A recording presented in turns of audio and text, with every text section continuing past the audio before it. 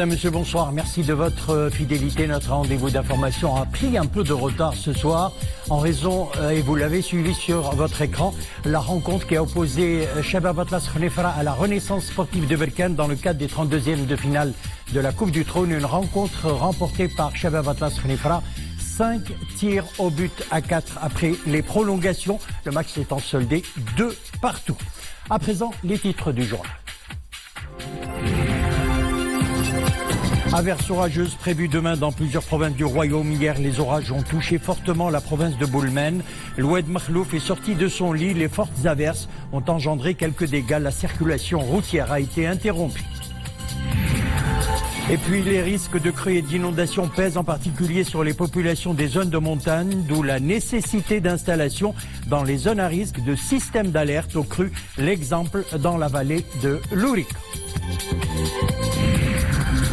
C'est en pleine Palmeraie de Marrakech que le festival Atlas Électronique a entamé sa 4e édition, un festival dédié non seulement à la musique électro, mais aussi à la musique traditionnelle. 130 artistes représentant une quinzaine de pays, dont la moitié sont d'origine africaine, participent à l'événement.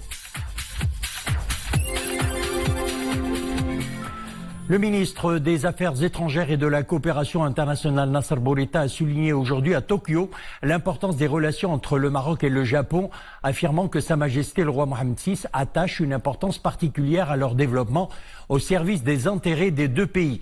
Et à l'issue d'un déjeuner de travail avec le ministre japonais des Affaires étrangères, Nasser Bourita a indiqué que l'approche de Sa Majesté le roi Mohammed VI consiste à faire progresser ses relations dans tous les domaines, rappelant à cet égard les liens historiques étroits unissant la famille royale et la famille impériale du Japon.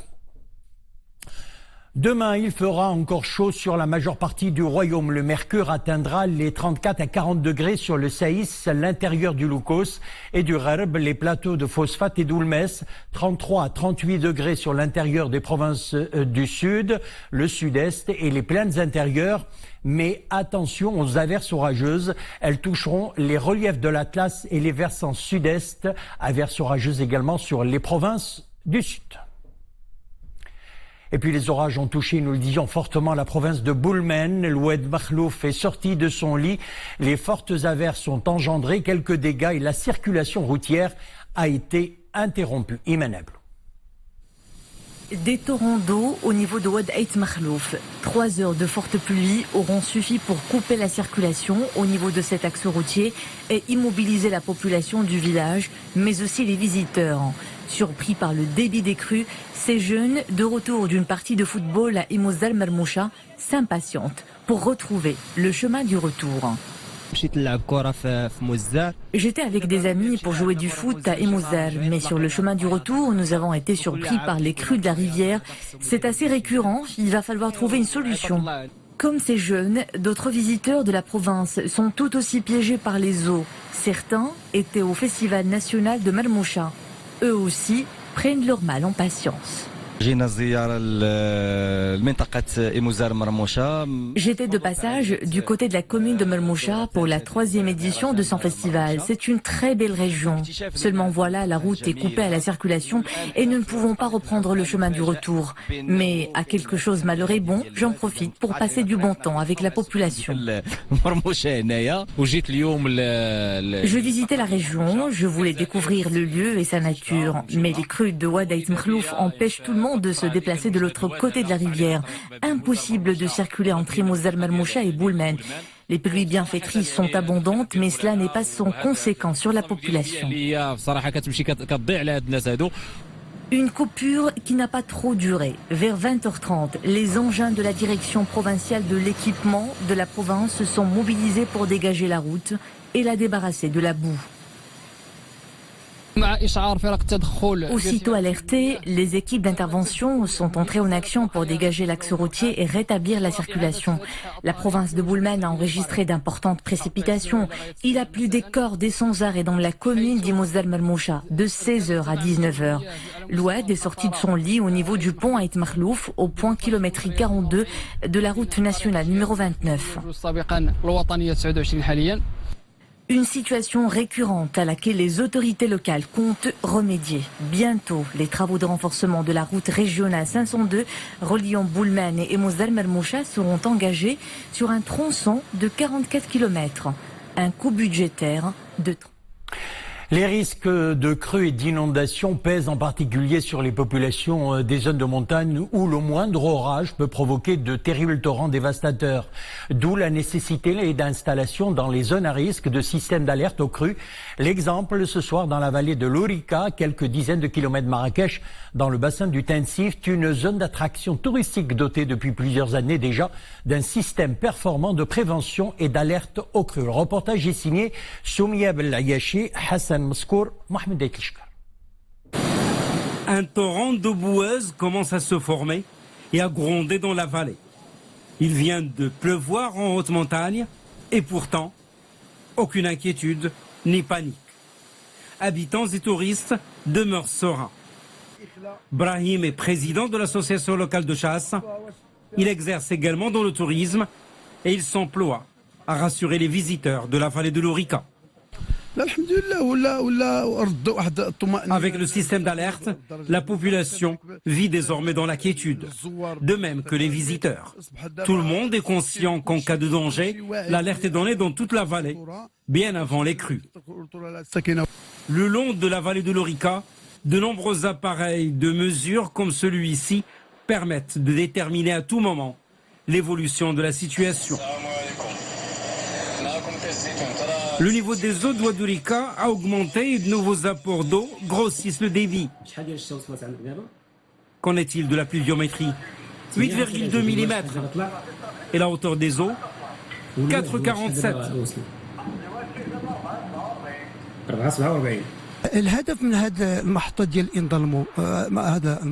La finalité de ces stations de préalerte, c'est d'alerter à temps la population et les visiteurs pour qu'ils évacuent la vallée avant que le torrent de boue ne l'atteigne. Dès que le niveau et le débit des eaux deviennent menaçants, l'alerte est donnée au moyen de haut-parleurs dans toute la vallée. Et les autorités provinciales procèdent à l'évacuation des zones menacées.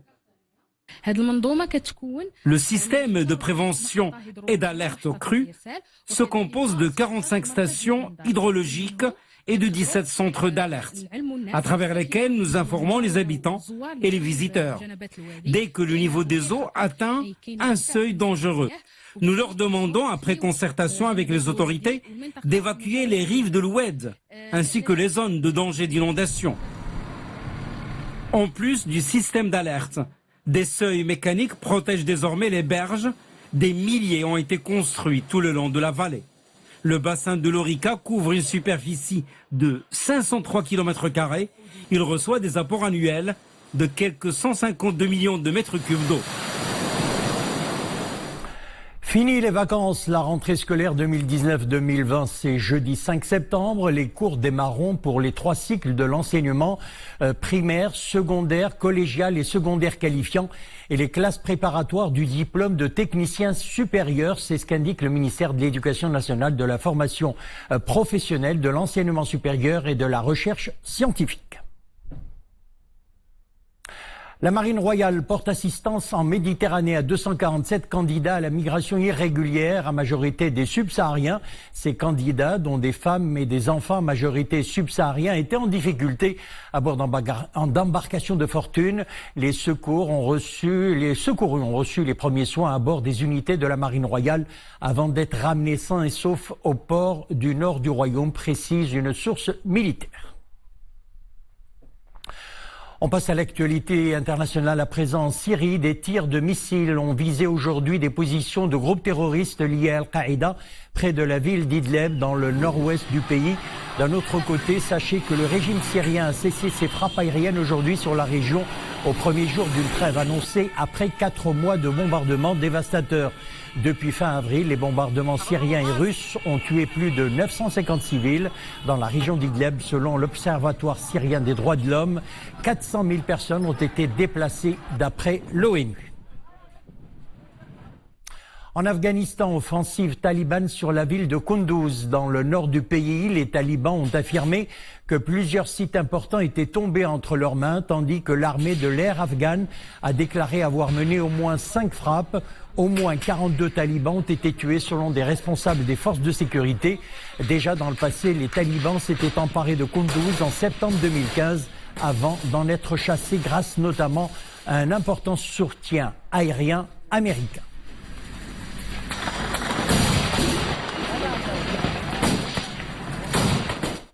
Et puis en Inde, près de 2 millions de personnes n'ont pas été incluses dans le registre de citoyenneté indien finalisé par l'État d'Assam au nord-est du pays. Les autorités de l'État, qui visent officiellement à lutter contre l'immigration illégale, demandaient aux habitants de l'Assam de prouver leur citoyenneté indienne.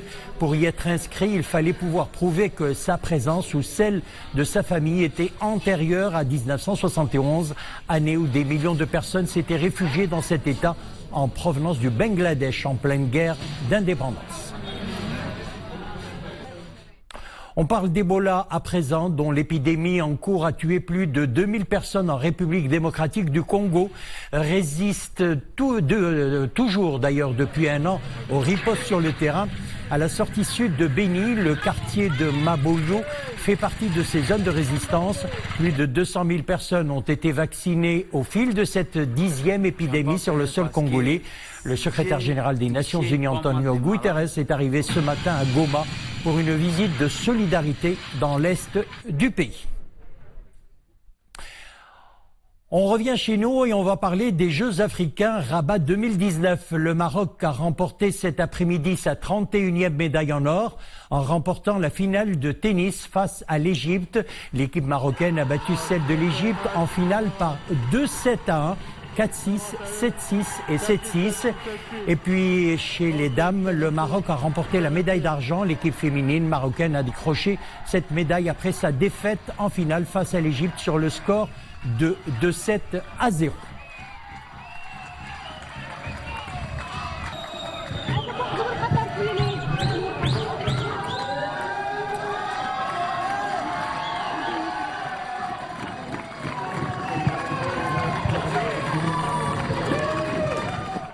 Rita Atiq, d'ailleurs l'une des joueuses de l'équipe nationale de tennis, s'est dite fière des résultats enregistrés par les équipes marocaines, hommes et femmes de tennis. On l'écoute. On a joué la finale contre l'Égypte.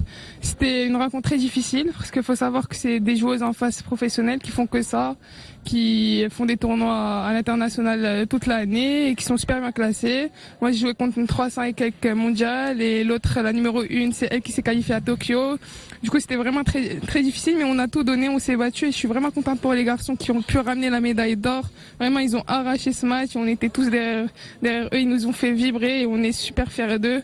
Et voilà, on a tout donné, c'était un événement super bien et je suis fière du Maroc parce qu'on a préparé, le Maroc qui a organisé cet événement qui est très grand, il l'a super bien fait et tout le monde en est reconnaissant. Voilà, bravo à nos athlètes et bravo à tous les athlètes qui ont pris part à cette 12e édition des Jeux africains Rabat 2019 qui vient de se clore. Donc, une soirée qui sera d'ailleurs animée par un concert auquel prendront part plusieurs artistes africains. C'est en pleine Palmeraie de Marrakech que le festival Atlas électronique a entamé sa 4e édition, un festival dédié non seulement à la musique électro, mais aussi à la musique traditionnelle. 130 artistes représentant une quinzaine de pays, dont la moitié sont d'origine africaine, participent à l'événement. La soirée musicale d'hier a été animée par le groupe marocain Sound of Mint. Hassan Mskour, Amina Allem et Mounia Marouche. En pleine Palmeraie de Marrakech, une scène de style romain s'érige. Le groupe Sound of Mint transporte le public par une musique électro aux couleurs marocaines et africaines. Des fusions de sonorités totalement électro avec des instruments purement traditionnels. Il est assez éclectique, il y a des artistes qui viennent de partout dans le monde et ça c'est vraiment super de pouvoir avoir cette opportunité de pouvoir rencontrer tous ces talents qui viennent un peu de partout Donc ça crée des ouvertures, ça crée de nouvelles rencontres, de nouvelles possibilités, de nouvelles opportunités. Et ça, c'est génial, encore une fois. Mon projet artistique, c'est Gdregdra. C'est un genre musical folklorique nouveau qui se base sur l'interconnectivité de la musique du Nord africain avec celle du reste du continent. Le festival met en avant musique, danse et mise en scène captivante.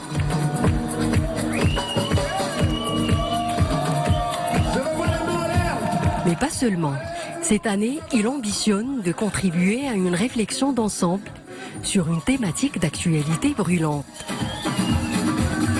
Le festival accueille plus de 130 artistes. Une grande majorité d'entre eux sont africains. C'est un positionnement qu'on prend et qui se confirme chaque année. On a une thématique, un thème sur lequel on réfléchit et c'est celui de la mobilité. Électro, trap, gnawa et musique progressive, la programmation de cette édition s'annonce éclectique et innovante. Voilà, bonne ambiance. Et avant de nous quitter, sachez que c'est ce soir qu'aura lieu l'observation de l'apparition au nom du nouveau croissant lunaire annonçant l'avènement du nouvel an de l'Hégire 1441. Voilà, c'est la fin de notre édition. Merci de l'avoir suivi. Le retour de l'info à 21h. Une excellente soirée. Un bon dimanche demain à la même place, Iman Ablo. À bientôt.